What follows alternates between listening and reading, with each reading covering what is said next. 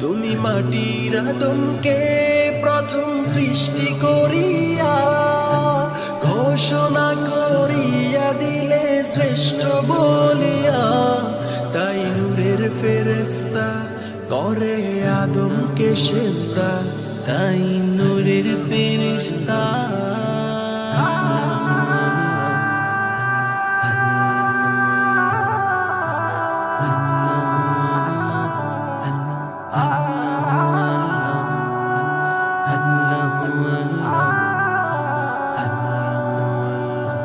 তাই নূরের ফেরেশতা করে আদমকে সেজদা।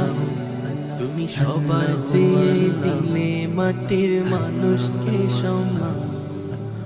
আল্লাহু আল্লাহু তুমি জাল্লে জালালু, শেষ করা তো যায় না গে তোমার